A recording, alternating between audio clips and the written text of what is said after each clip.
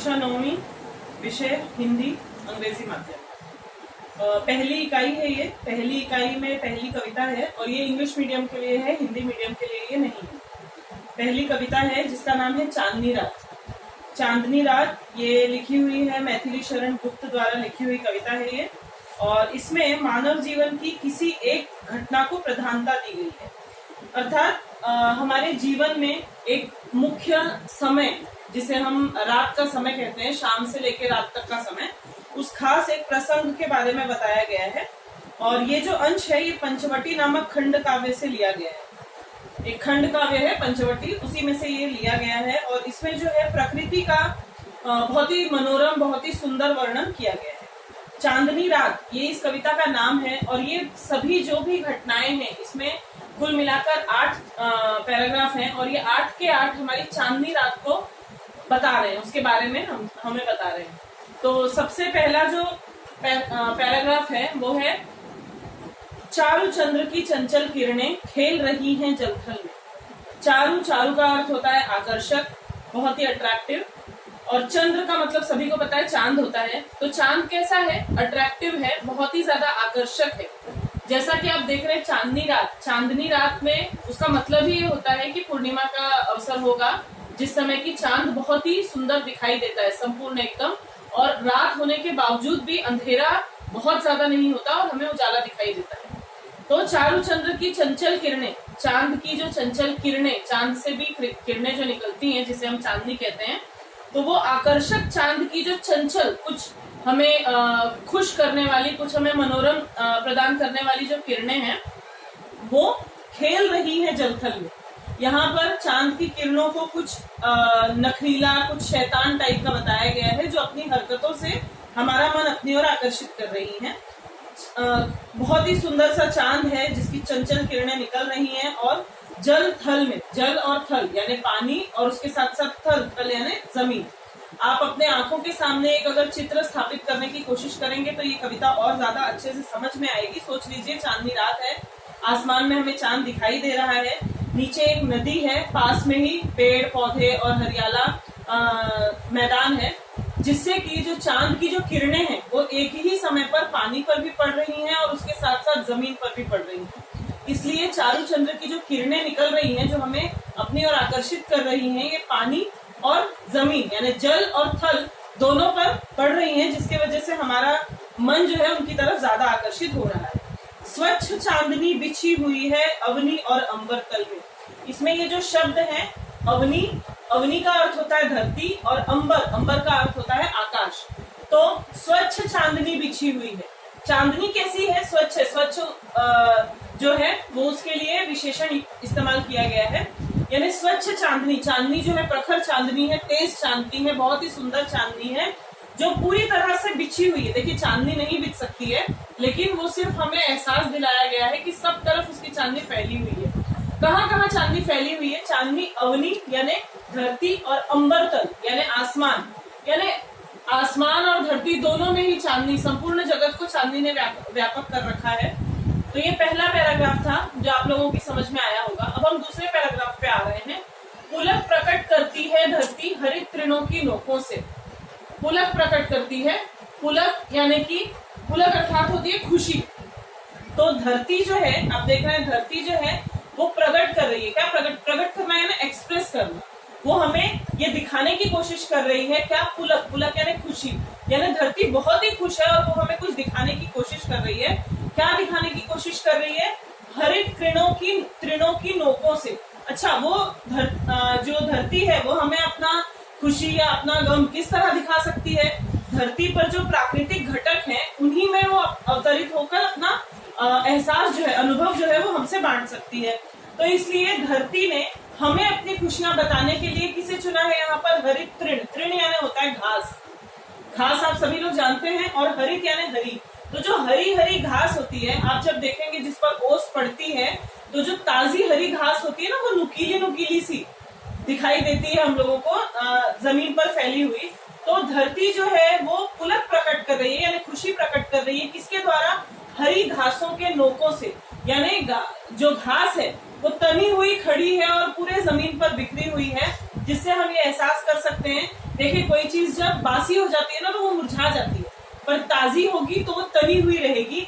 तो हरित तृणों के जो नोक हैं वो हमको ये बता रहे हैं कि ये तृण क्या है, ताजे हैं, बहुत ही खुश हैं, बहुत ही जो है इनके अंदर सुकून भरा हुआ है। ठीक है, मानो झूम रहे हैं तरु भी। तरु का अर्थ क्या होता है, तरु का अर्थ होता है पेड़।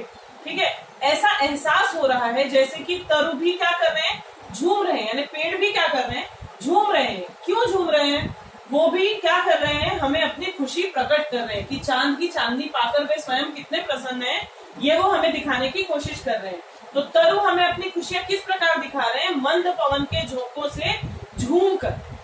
मंद पवन चल रही है, हल्की हल्की धीमी धीमी चलने वाली हवा जो है वो, और उसके झोंके आ रहे हैं, हवा के झोंकों से जो है वो तृण झूम रहे हैं और तरु झूम रहे हैं, और हमें ये दिखा रहे हैं कि हम कितने प्रसन्न हैं। अर्थात कौन प्रसन्न है, धरती। ठीक है, आगे अगला पैराग्राफ पे हम जाते हैं। क्या ही स्वच्छ चांदनी है क्या ही निस्तब्ध निशा। ये दोनों भी एक्सक्लेमेटरी सेंटेंस हैं, यानी विस्मयादिबोधक वाक्य है। भले इनके अंत में हमें विस्मयादि सूचक चिन्ह नहीं दिख रहा है, लेकिन ये वाक्य हमसे प्रश्न नहीं है, ये हमसे वो एक्सप्रेस कर रहे हैं, यानी एक्सक्लेमेटरी सेंटेंसेस हैं ये। क्या ही स्वच्छ चांदनी है यह, क्या यह चांदनी स्वच्छ है, ऐसा वो हमसे पूछ नहीं रहे, वो हमको ये बता रहे हैं कि ये चांदनी जो है वो कितनी स्वच्छ है, बहुत ही ज्यादा स्वच्छ है, बहुत ही सुंदर और स्वच्छ चांदनी बिछी हुई है। और है क्या ही निस्तब्ध निशा, निस्तब्ध यानी रुकी हुई, पूरी तरह से रुकी हुई रात। निशा का अर्थ क्या होता है, ये निशा जो शब्द है इसका अर्थ होता है रात्रि। तो चांदनी जो है बहुत ही स्वच्छ है, क्योंकि हम चांदनी रात की ही बात कर रहे हैं, तो चांदनी जो है बहुत ही स्वच्छ है। और ये निशा जो है वो है तो रात, लेकिन ये पूरी तरह से निस्तब्ध है। रात में आप जानते होंगे कि शोर शराबा भी कम होता है, और जब हल्की हल्की हवा बह रही है, मन एकदम मनोरम हुआ है, तो उस समय के दृश्य का हमें वृत्तांत बताया गया है स्वच्छंद सुमंद गंधवः निरानंद है कौन दिशा। ये जो गंध है, गंध यानी यहाँ पे खुशबू के बारे में बताया गया है, महक के बारे में बताया गया है।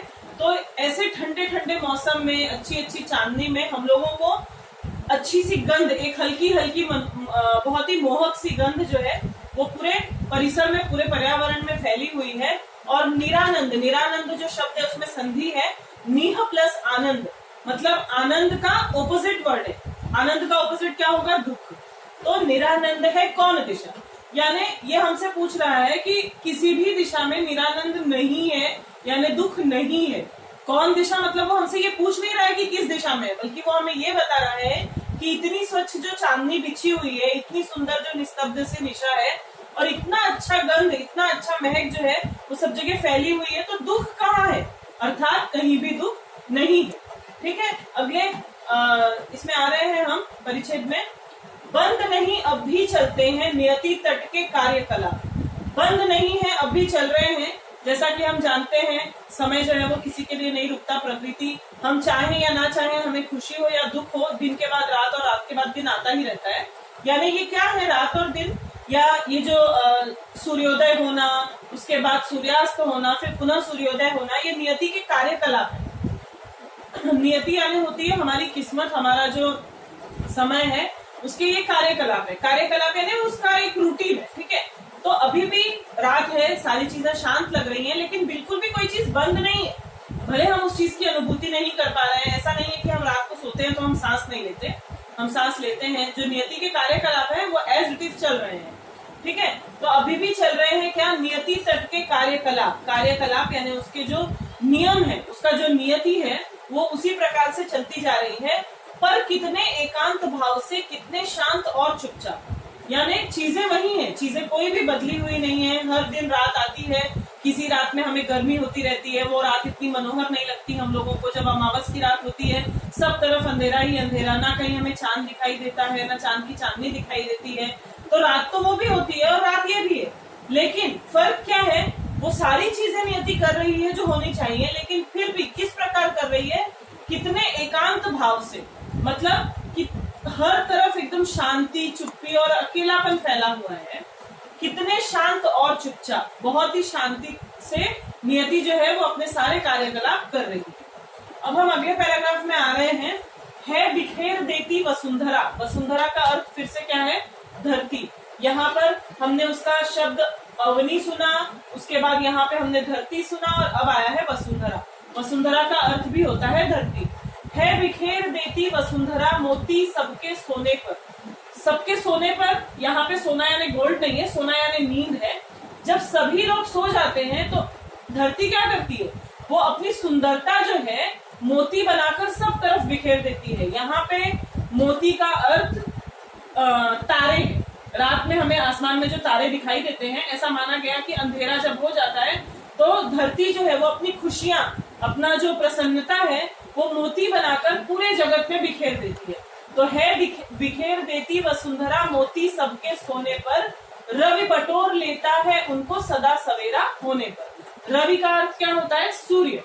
रात में जो है वसुंधरा अपनी खुशियां बनाने के लिए, अपनी खुशियों का व्यक्त करने के लिए उन्हें मोती बनाकर पूरे आसमान में तारों के रूप में बिखेर देती है। और वो जो तारे बिखरे हुए हैं, जिन्हें मोती समान समझा जा रहा है, जब सुबह होती है तो हम देखते हैं कि वो तारे हमें दिखाई नहीं देते, कहाँ चले जाते हैं वो तारे। वो तारे रवि बटोर लेता है। रवि यानी सूर्य। तो सूर्य जो है, जैसे ही सूर्य का आगमन होता है, जैसे ही रात खत्म होकर सूर्य का आगमन होता है, सूर्य अपने आते ही सारे मोती जो वसुंधरा ने रात्रि में बिखेरे थे उन्हें फिर से बटोर लेता है। और कब बटोरता है, सवेरा होने पर। यानी सूर्य जब सवेरा होने पर प्रकट होता है तो वो सारे मोती जो रात्रि में बिखेरे थे, वसुंधरा ने जो बिखेरे थे, उन सभी को समेट लेता है अपने अंचल में। अच्छा, सूर्य समेट लेता है, लेकिन जैसे ही सूर्य का गंतव्य निश्चित हो जाता है, जैसे ही सूर्य जाने लगता है, वो पुनः वो जो धरोहर है, वो जो मोती है, वो सौंप जाता है। किसे सौंप जाता है, ये हम अगले इसमें पढ़ेंगे।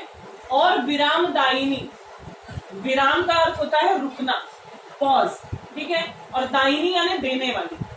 जब सूर्य जाने लगता है, जब सूर्य पे एक रोक लगाने वाला कौन आ जाता है, संध्या। संध्या यानी शाम। तो शाम जो है जब आ जाती है और जब वो देखती है कि वो विराम दायिनी शाम है, वो किसे विराम देने आई है, सूर्य को। तो जब सूर्य को विराम देने संध्या आ जाती है तो जाते जाते सूर्य क्या करता है, और विराम दायिनी अपनी संध्या को दे जाता है। वो जो मोती उसने बटोर के रखे थे वो किसे दे जाता है, शाम को, यानी कि संध्या को दे जाता है। और संध्या क्या करती है उसका, जैसे ही अंधेरा बढ़ता जाता है, संध्या फिर से वही सारे मोती पूरे आसमान में बिखेर देती है। तो शून्य, यहाँ पे शून्य का अर्थ मैथमेटिकल वाला जीरो नहीं है, यहाँ पे शून्य का अर्थ है अंतरिक्ष यानी आसमान। तो शून्य श्याम तनु, तनु यानी शरीर, और श्याम यानी सांवला या काला। तो शून्य यानी आसमान, रात के समय में आसमान का तनु, तनु यानी शरीर कैसा दिखाई पड़ता है, काला।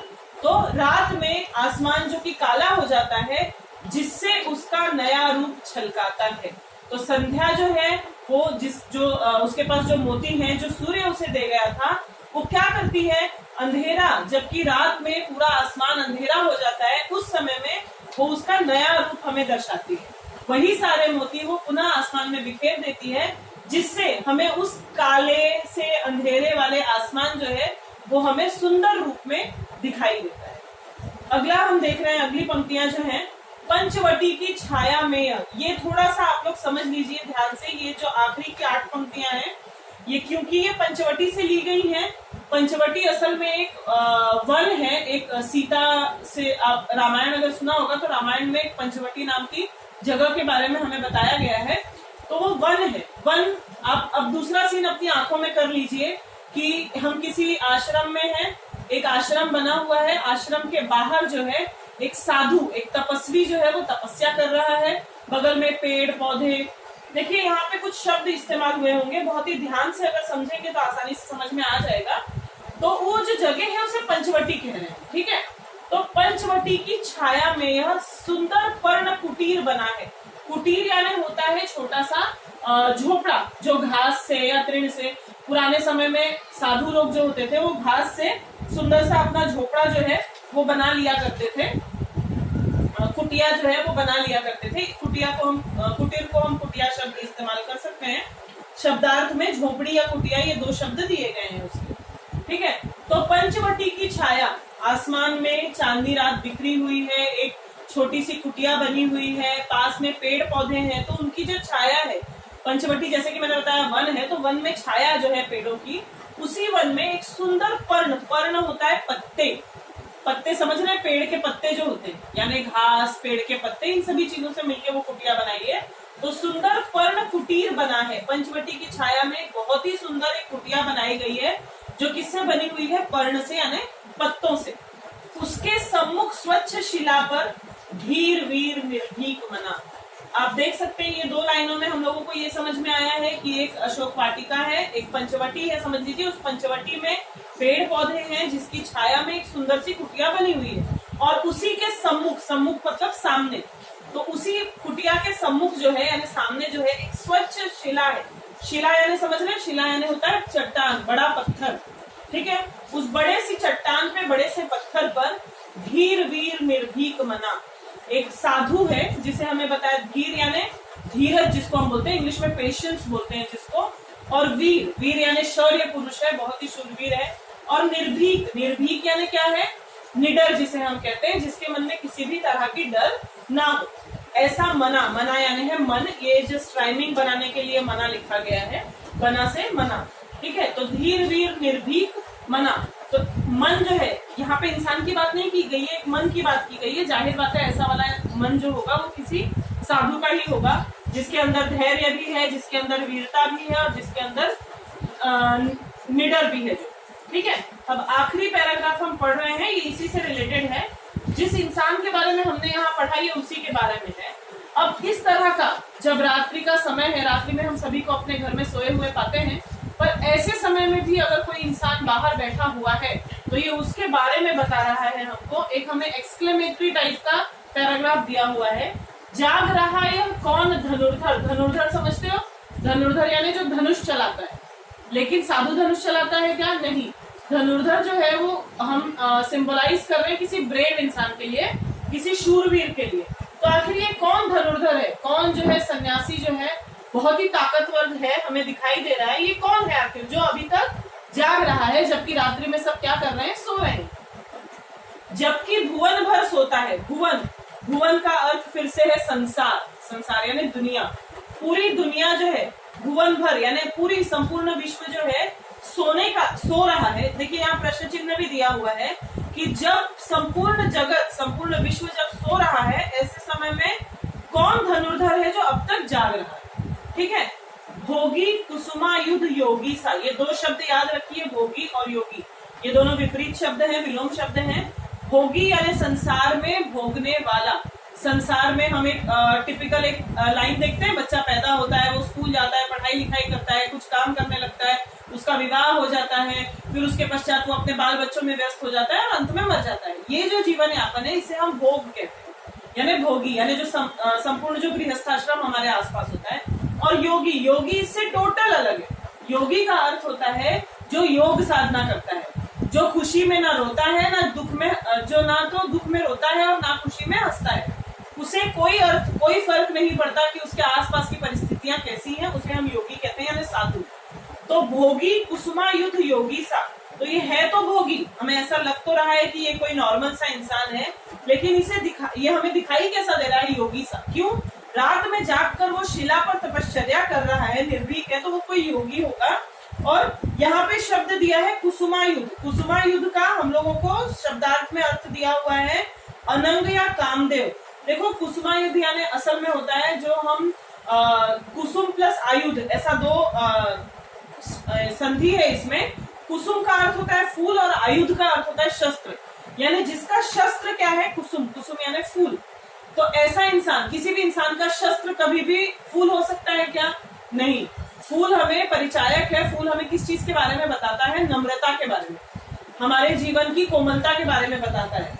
तो योगी जो है उसका शस्त्र क्या है? फूल यानी नम्रता यानी प्रेम। तो योगी जो है वो है, हमें भोगी सा दिखाई दे रहा है जो नॉर्मल जीवन यापन कर रहा है, लेकिन है कौन? वो योगी। और उसका आयुध क्या है? उसका शस्त्र क्या है? कुसुम। हमें इसमें अर्थ दिया है अनंग या कामदेव। अनंग या कामदेव देने का अर्थ है, आप किसी सन्यासी को अपने विचार में करिए। हमने कैसे सन्यासी टीवी पर देखे हुए हैं, ऊपर जूड़ा बनाया हुआ, रुद्राक्ष गोल सा लपेटा हुआ, गले में रुद्राक्ष की माला, ऊपर धड़ में कुछ ना पहना हुआ और नीचे धोती पहना हुआ। तो अनंग यहाँ पे आपको अर्थ दिया हुआ है, यानी कि वो ऊपर से कुछ ना पहना हुआ इंसान है, ठीक है। बना दृष्टिगत होता है, यानी यहाँ पे एक भोगी जो है वो हमको योगी सा दृष्टिगत होता है। दृष्टिगत यानी दिखाई देना। तो यहाँ पे एक भोगी जो है वो हमें योगी सा दिखाई देता है। यानी इन 8 पंक्तियों को जरा ज्यादा अच्छे से समझने की कोशिश कर लेना कि पंचवटी की छाया में सुंदर सा एक कुटिया बनी हुई है पर्ण की, और उसके सम्मुख, उसके सामने शिला पर, बड़ी सी चट्टान पर एक धीर, वीर और निर्भीक पुरुष जो है वो बैठा हुआ है। और सभी, पूरा विश्व जो है वो इस चीज से आश्चर्य कर रहा है कि आखिर ये कौन धनुर्धर है जो जब पूरा संसार सो रहा है उस समय यह जाग रहा है। ये लगता तो भोगी सा है, ठीक है, लेकिन है असल में कैसा? योगी सा, जो है अनंग सा, जो बैठा हुआ हमें दिखाई दे रहा है। तो ये आप लोगों की हिंदी की पहली कविता है, कक्षा 9वीं की अंग्रेजी माध्यम। Thank you.